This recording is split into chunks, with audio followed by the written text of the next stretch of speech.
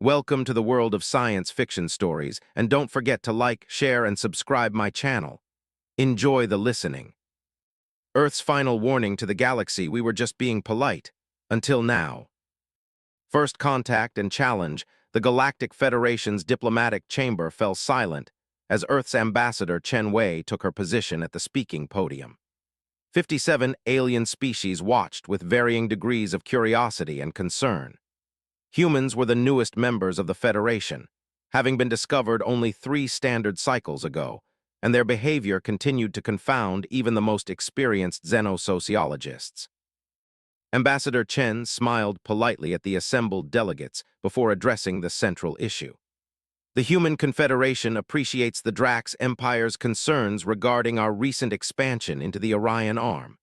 However, we must respectfully decline your request to halt our colonization efforts on worlds that have been mutually recognized as unclaimed by Federation Charter. The Drax representative, War Commander Kessick, rose to his full 3-meter height. His iridescent scales rippled with barely contained aggression as gill-like structures along his neck flared open. The universal translator struggled to soften the hostile undertones in his response. The Dravik do not make requests, human. We issue warnings. Your species has existed in galactic society for a mere eye blink, yet you expand like a viral contagion.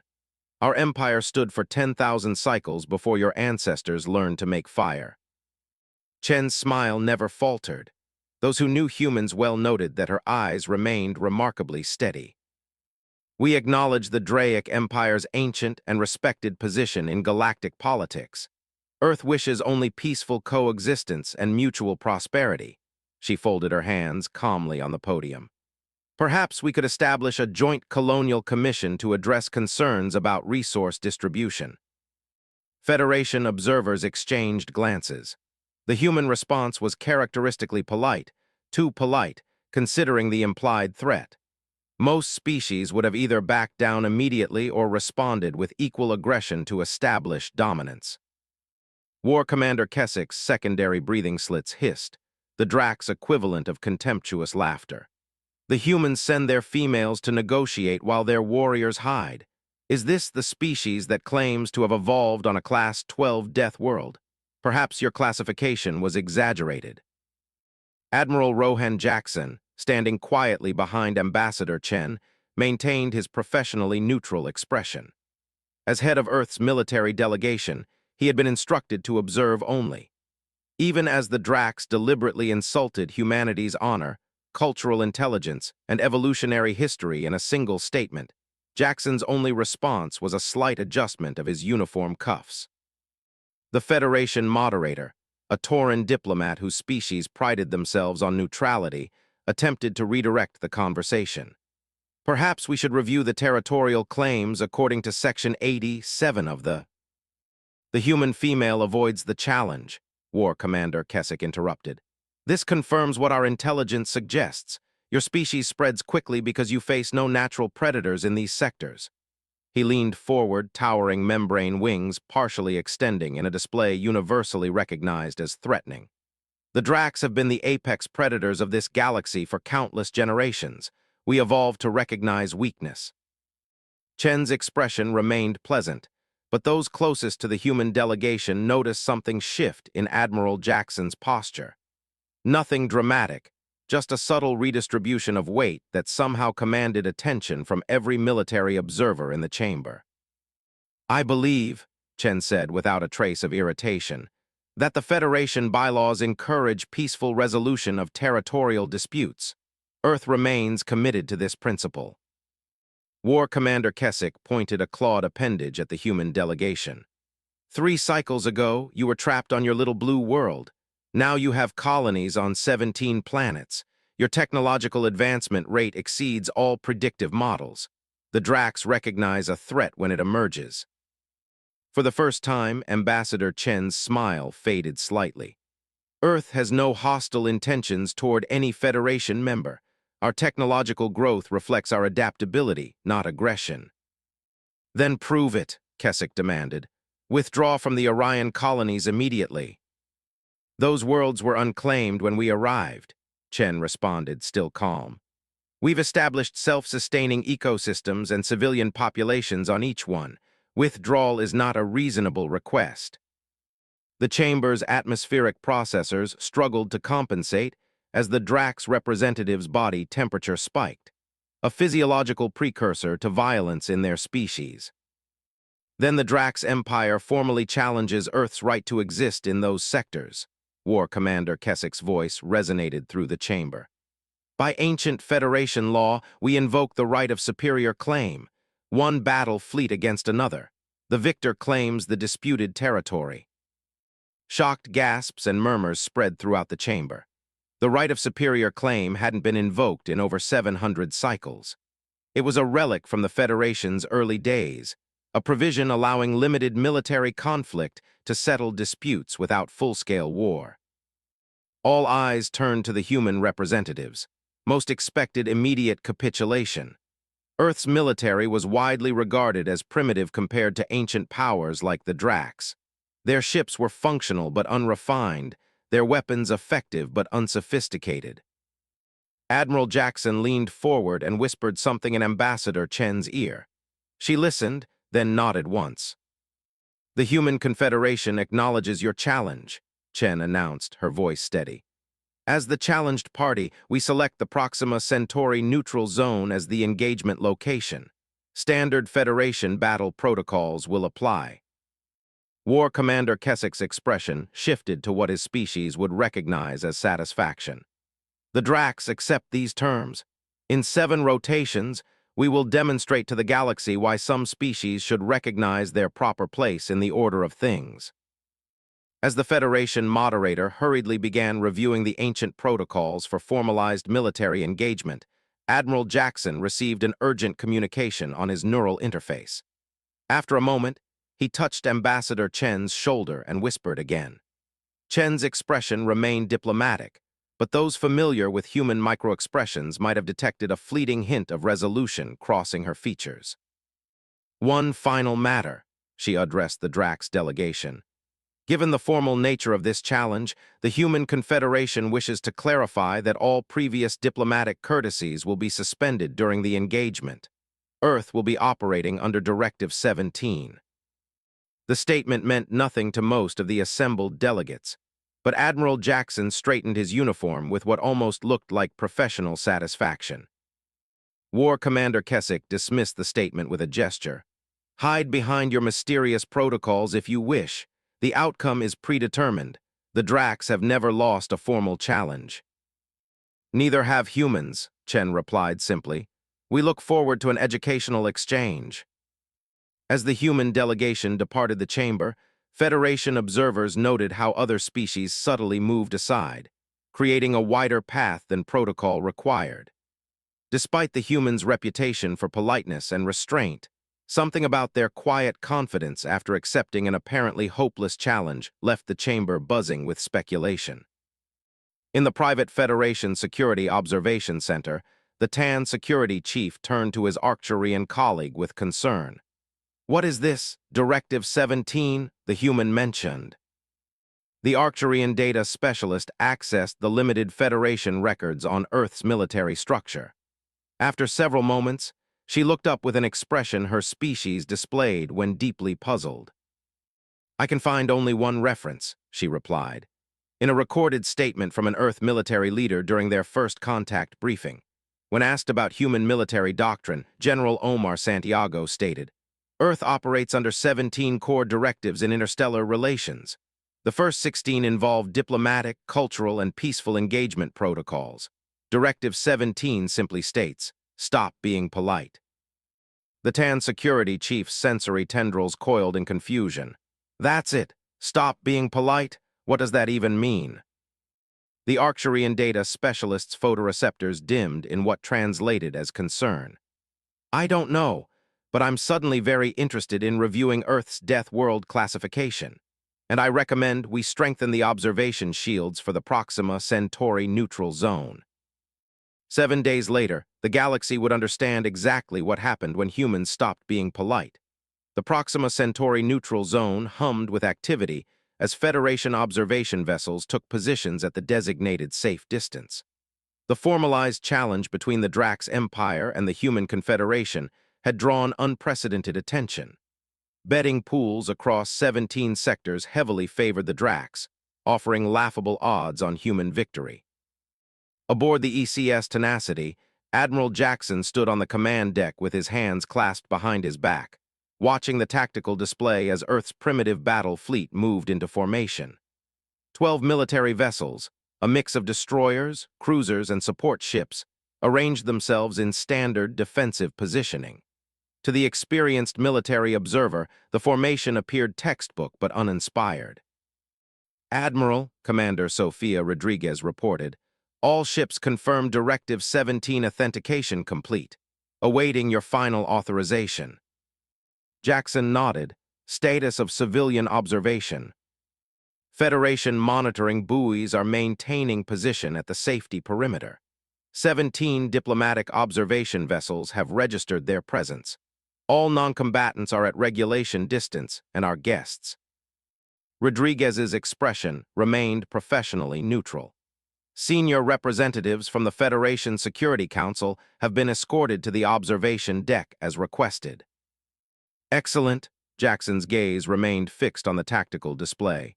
"Initiate Lazarus Protocol, authorization Jackson 7 Delta Awakening." Throughout the human fleet, something remarkable began to happen. The seemingly basic configurations of the vessels started to change. Hull sections that had appeared decorative or structural revealed themselves as concealed weapon ports. Propulsion systems that had registered as standard fusion drives reconfigured, revealing advanced gravitational manipulation capabilities. In the observation deck, Federation representatives watched in confusion as the human ship seemed to transform before their eyes. "What are we seeing?" asked the TAN Security Council representative. Captain Maya Ockafer, their human escort, smiled politely. "Earth has maintained certain technological capabilities in reserve. Directive 17 authorizes their deployment." The Federation representatives exchanged glances. The implications were staggering. For 3 cycles, humanity had presented itself as technologically competent but unremarkable, a young species still finding its footing in the galactic community. "You've been concealing your true capabilities," the Arcturian representative stated, multifaceted eyes pulsing with light patterns indicating alarm. "This violates Federation transparency protocols." "With respect," Captain Ockafer replied, "Earth has violated nothing. We've merely exercised discretion regarding optional disclosure provisions. Section 42.7 of the Federation Charter specifically permits member species to maintain technological sovereignty over innovations not directly derived from shared Federation knowledge." On the tactical display, the transformation continued. What had appeared to be 12 modest military vessels had reconfigured into something far more formidable. Stealth field generators, previously dormant, activated to create overlapping defensive matrices. Advanced weapon systems, previously disguised as standard mass accelerators, revealed their true nature as directed energy platforms far beyond what Earth had demonstrated publicly. "The Drax fleet has entered the engagement zone," Rodriguez reported. 37 vessels confirmed, heavy cruiser configuration with escort formations. Admiral Jackson nodded, "Status of Athena contingent." Rodriguez checked her neural interface. "Prepped and standing by, sir." "Implement Phase 2. Throughout the human fleet, specialized compartments opened to release what appeared to be fighter craft, but unlike any the Federation had observed from Earth before. These vessels moved with impossible agility, their propulsion systems leaving no energy signature detectable by standard Federation scanning technology. In the observation deck, the Medusan representative's sensory fields rippled with disbelief. "Those craft! They're manipulating localized spacetime. That technology is theoretically impossible for a species at your development stage." Captain Ockafer merely raised an eyebrow. "Is it?" The Drax fleet approached with confident precision, their formations displaying the arrogance of a predator that had never faced a serious challenge. Their communication channels broadcast on all frequencies, ensuring the entire Federation could witness their expected triumph. "Attention, human vessels," War Commander Keswick's voice resonated through the command deck. "The Drax offer one final opportunity to withdraw with honor. Surrender now, and we will permit your species to maintain your home system and 3 colony worlds of our choosing." Admiral Jackson activated the response channel. "This is Admiral Rowan Jackson of the Human Confederation. We acknowledge your communication."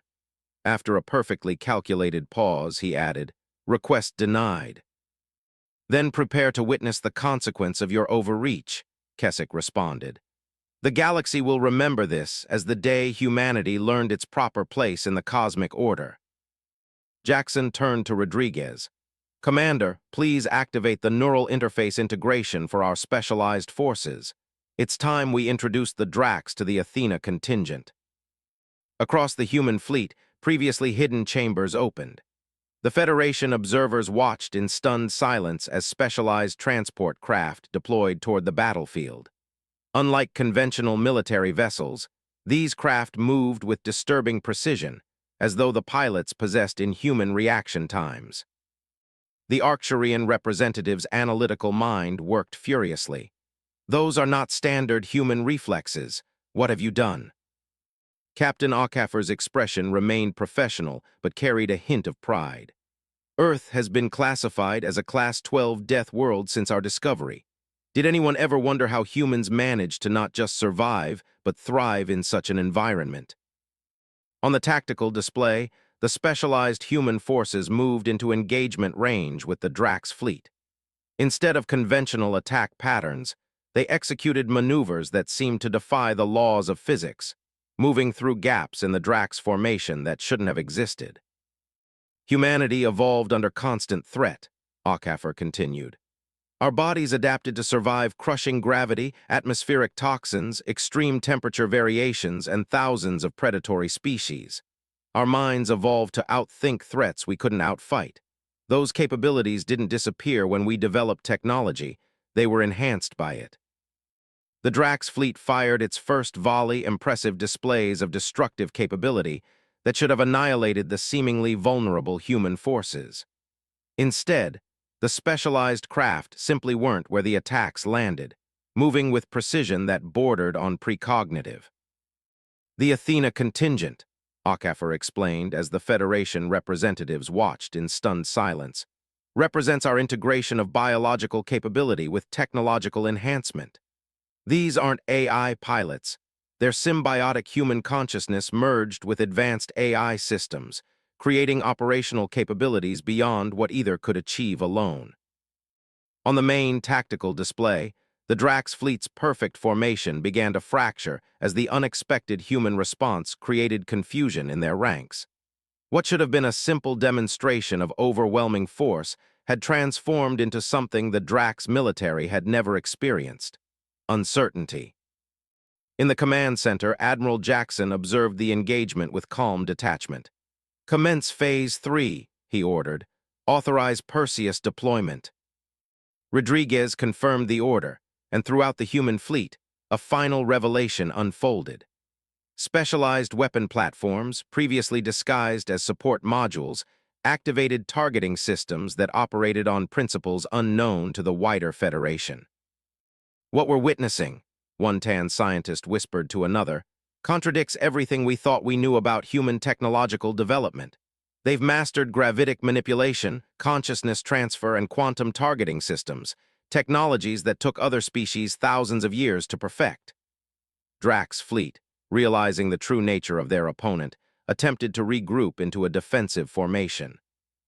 Their communication channels filled with increasingly urgent tactical updates, as War Commander Keswick struggled to comprehend how his perfect battle plan was unraveling. "This is impossible," his transmission echoed across Federation observation channels. "No species conceals this level of capability. No honorable civilization would hide behind false pretenses of technological inferiority." Admiral Jackson's response was measured. "The Human Confederation never claimed technological inferiority, War Commander. We simply chose not to correct your assumptions." As we informed you at the challenge acceptance, diplomatic courtesies have been suspended. We are no longer being polite. As the human forces executed their precisely coordinated attack, the Federation representatives on the observation deck turned to Captain Okafor with expressions ranging from awe to horror. Why, the Arcturian representative asked, why maintain this deception? Okafor's expression softened slightly. Humanity's history taught us painful lessons about revealing strengths prematurely. When we discovered we weren't alone in the universe, we made a decision. We would enter galactic society not as conquerors but as students. We would learn, observe, and integrate, all while maintaining sufficient protective capability should it become necessary. On the tactical display, the Drax fleet's cohesion had completely collapsed. What had begun as a formalized challenge was transforming into something the galaxy hadn't witnessed in generations. The complete tactical dismantling of a superior force by an allegedly inferior one. The Drax made a fundamental error, Okafor continued. They mistook our politeness for weakness, our restraint for limitation, our patience for fear. She gestured toward the tactical display. This is what happens when humans stop being polite. As the battle entered its decisive phase, Admiral Jackson's expression remained calm. Everything was proceeding according to plan, a plan centuries in the making, designed to ensure humanity's survival in a dangerous universe where appearances could be just as important as capabilities. And across Federation space, those watching realized they were witnessing not just a military engagement, but a fundamental shift in the galactic order. War Commander Keswick's command vessel shuddered as another precision strike from the human fleet bypassed shields that had protected Drax warships for millennia. Alarms blared across the command deck as systems failed in cascading sequence. Impossible, Keswick hissed through respiratory membranes now flaring with stress chemicals. Their targeting algorithms are bypassing defensive phases that should be undetectable, his tactical officer, scales dulled with combat fatigue, reported grimly. Sir, we've lost 30% of the fleet. The humans are systematically disabling our ships rather than destroying them. They mock us with mercy. Keswick snarled. Prepare the sundering protocol. If we cannot win this challenge, we will ensure the humans gain nothing but ashes. The sundering protocol, a last resort weapon system that created localized space-time ruptures, was forbidden under Federation law. Its activation would violate the formal challenge parameters and constitute a war crime. Yet Keswick, facing the first defeat in his distinguished career, had abandoned the honor that had defined Drax's military doctrine for generations. Aboard the ECS Tenacity, Admiral Jackson received the intelligence report from the Athena contingent. Sir, Commander Rodriguez said, her neural interface pulsing with incoming data, we're detecting energy signatures consistent with prohibited weaponry on the Drax command vessel. Jackson nodded unsurprised. They've reached the predictable conclusion. Implement Hermes Protocol, authorization Jackson final truth. Throughout the human fleet, a previously dormant system activated. Invisible fields of precisely modulated quantum particles expanded outward, intersecting with the Drax vessels. Where the fields passed, energy systems faltered and weapons went offline, not through destructive force, but through a fundamental manipulation of the underlying physical principles governing their operation. On the Federation observation vessels, scientists and military experts watched in stunned silence as the legendary Drax fleet simply stopped functioning. That's not possible, whispered the Arcturian scientist. They're manipulating fundamental force interactions at distance. That technology should be theoretical at best. In the observation deck of the Tenacity, Captain Okafor addressed the Federation representatives. When humanity realized we weren't alone in the universe, we faced a critical question. How does a young species survive in a galaxy filled with ancient civilizations? Our answer was neither aggression nor submission. It was preparation. On the main tactical display, the Drax command vessel drifted powerless as specialized human crafts approached and established boarding protocols. But this level of technological advancement, the TAN representative argued, contradicts everything we've observed about human development. Your historical records show you achieved faster-than-light travel barely a century ago. Akafir smiled. Our historical records show exactly what we decided they should show. Earth has practiced a policy of technological discretion since before we joined the Federation. We've revealed capabilities only when necessary, maintaining significant reserves for contingencies. Your entire cultural presentation has been a deception, accused the Medusan representative. Not deception, Akafir corrected. Strategy. Humanity evolved on a world where appearing harmless to potential predators sometimes offered better survival odds than displaying strength. We applied the same principle to galactic politics.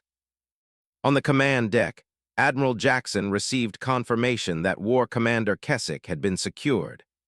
The Drax leader was being escorted to the diplomatic chamber where, according to formal challenge protocols, the terms of resolution would be established. Interesting, Jackson noted to Rodriguez. He's requesting the presence of Ambassador Chen. Rodriguez checked the incoming transmission details. Yes, sir. He specifically asked for the human female who speaks with false politeness. Inform Ambassador Chen. I believe she's been anticipating this conversation. In the diplomatic chamber, War Commander Keswick, his imposing physical presence somewhat diminished by defeat, faced Ambassador Chen across the formal resolution table. Federation observers maintained position at the regulation distance, recording the proceedings for the historical archive. You deceived the entire galaxy, Keswick accused, his translator struggling to convey the complex emotional harmonics in his native language. The Drax challenged what we believed to be an emerging species with limited capabilities. Instead, we faced technologies that should not exist. Chen's expression remained professional, though the diplomatic smile she had maintained throughout previous encounters was notably absent. The Human Confederation never claimed technological limitations, she replied evenly. We simply allowed others to draw their own conclusions based on what we chose to reveal. Your challenge forced us to demonstrate capabilities we would have preferred to keep in reserve. For what purpose? Keswick demanded. What species conceals such strength? One that understands that true power lies not in what you can destroy, but in what you choose not to. Chen leaned forward slightly. Humanity has experienced enough conflict in our history to recognize that displaying all your capabilities immediately only invites challenge. We preferred to integrate into galactic society through cooperation rather than intimidation. Keswick's gill structures flared in what his species would recognize as reluctant acknowledgement. The terms of your victory. Ambassador Chen activated the formal resolution protocol on the table's display system. The Human Confederation claims rightful possession of all disputed territories in the Orion Arm as agreed under the terms of formal challenge. Additionally, we require the Drax Empire to acknowledge humanity's sovereign right to colonial expansion in accordance with Federation unclaimed world protocols. Keswick studied the terms with narrowed eyes. These demands are surprisingly limited. You could claim reparations, even territorial concessions from existing Drax holdings. We have no interest in Drax territory, Chen replied. Only in securing what we have rightfully claimed and preventing future challenges. After a moment of consideration, Keswick pressed his identification plate to the resolution document. The Drax acknowledge defeat in the formal challenge and accept these terms.